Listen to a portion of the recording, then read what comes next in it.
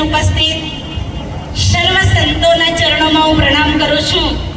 અને મને ખબર છે કે અહીંયા બધાને જવાની ઉતાવળ છે, પણ હું તમને હાથ જોડીને વિનંતી કરીશ, ખૂબ સરસ દિવસ છે, બધા સંતોના આશીર્વાદ તમને મળશે.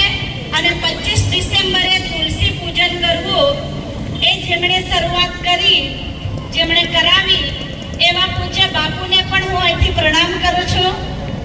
આપણું સૌભાગ્ય છે કે આપણને વસ્તુ બતાવી, એ રસ્તો બતાવ્યો પૂજ્ય આસારામજી બાપુ, જે દંડકારણ્ય, તાપી હોય, નર્મદા હોય કે દંડકારણ્ય હોય કે ધરમપુર હોય, એવા જનજાતિ સમાજના એક વ્યક્તિ પાસે જઈને જેમણે ધર્મનું કામ ખૂબ સરસ કર્યું છે. અને આજે અહીંયા જે તુલસી પૂજનનો કાર્યક્રમ થયો, એવો આપણું જે સામાજિક સમરસતા, સામાજિક સદભાવના તથા યોગ વેદાંત સમિતિ દ્વારા તુલસી પૂજન કાર્યક્રમ, આ ખૂબ સરસ વ્યારાનગરના મારા બધા જ ભાઈઓ કાર્યકર્તાઓ જેમણે મહેનત કરી, અને એમ કહેવાય ને કે 10 યુવાન મહેનત કરતા હોય અને એમની પાછળ કોઈ જામવંત નહીં હોય, હનુમાનજીની પાછળ પાછળ જામવંત नहीं होते तो समुद्र पार करना मुश्किल था. लेकिन जामवंत जी ने कहा कि अरे सब लोग अपनी अपनी दूरियां नाप रहे हो, लेकिन जो पत्थर पे बैठा हनुमान ध्यानस्थ बैठा है, उनको उठाइए, उनको जगाइए. इसीलिए हमारे साथ में हमारा जो मंडल है, उनके बीच में हमारे परम पूज्य परम आदरणीय रविदास बापू है. और रविदास बापू जब हो तो ऐसा कार्यक्रम होना तो निश्चित ही है कि नहीं?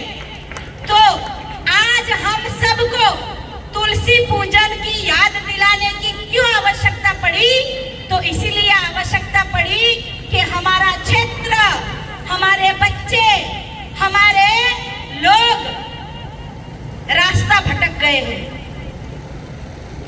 और वो रास्ता ना भटके इसलिए हमारे बच्चों को हम आज क्रिसमस डे है ऐसा बता रहे थे, लेकिन हमारे बापू ने कहा कि वो बताना भूल जाओ, अभी तो ये बताओ कि सांता क्लॉज नहीं, हमारे बच्चे तुलसी के पौधे, हमारे बच्चे तुलसी की पूजा करें. माँ तुलसी क्या है आप सबने सुन ही लिया है, लेकिन मैं कहना चाहूंगी, आप सब यहाँ सज्जन शक्ति विराजमान है, मेरे बच्चे तुलसी के पौधे हैं, उनको शराब रूपी वासना से सींचेंगे नहीं, मेरे बच्चों को गंगा जल रूपी संस्कारों से सींचना इन माताओं का कर्तव्य है. क्या તમે સાન્તા ક્લોઝ બનાવીને મોકલાવો છો? એમને પૂછો, વિધર્મીઓને પૂછો કે અમારી રામનવમી આવે ત્યારે કોઈ રામ બને છે તમારું બાળક?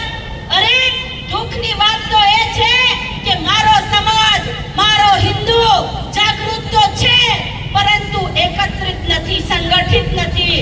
અમારા હિન્દુ સમાજને, મારું વ્યારા નગરને હું કહેવા આવી છું કે જાગ જાઓ, और जागे हो तो कमर कस के निकल पड़ो. अब व्यारा नगर में कोई विधर्मी नहीं आएगा, कहीं पर भी धर्मांतरण नहीं होगा.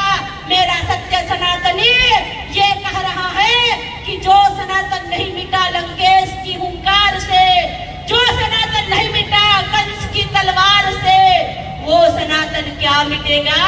ये छोटे मोटे विधर्मियों से नहीं मिट सकता. इसीलिए मेरा हिंदू समाज जागृत हो चुका है. सत्य सनातन धर्म की जड़ें बहुत गहरी है, वो कभी मिट नहीं सकती, कट नहीं सकती. आदि अनादि काल થી આપણો સત્ય સનાતન ધર્મ છે, હતો અને રહેશે. પરંતુ ધર્મ સંકટમાં નથી, એ જાણી જજો. ધર્મ સંકટમાં નથી, સંકટમાં હિન્દુ સમાજ છે. અને જો હિન્દુ સમાજ જાગૃત નહીં થશે તો બાંગ્લાદેશ જેવી પરિસ્થિતિ આપણે ત્યાં નહીં આવે. એના માટે અત્યારથી જાગૃત થઈ જતો. કેમ? શું વ્યારાનગરમાં આટલા લોકો છે? આ બધી ખુરશીઓ ખાલી પડી છે? આપણને દુઃખ થાય છે. અરે આવા સંતો આવ્યા હોય, અભય બાપુ દેશ વિદેશમાં કથા કરતા હોય, યોગ ગુરુ અહીંયા બેઠા છે, એવા સંતોના આશીર્વાદ લેવા હોય, ક્યાં ઉજ્જૈન ચાર ધામ અને ઉજ્જૈનથી સંતો અહીંયા પધારતા હોય તમને આશીર્વાદ લેવા માટે, એ આપણું સૌભાગ્ય છે. પરંતુ સૌભાગ્યને ગુમાવનાર જે નથી આવ્યા એ લોકો, તમે બધા સૌભાગ્યશાળી છો. આ બધાની અમૃત વાણી અને એમના આશીર્વાદ લેવા માટે બેઠા રહેજો. જય શ્રી રામ.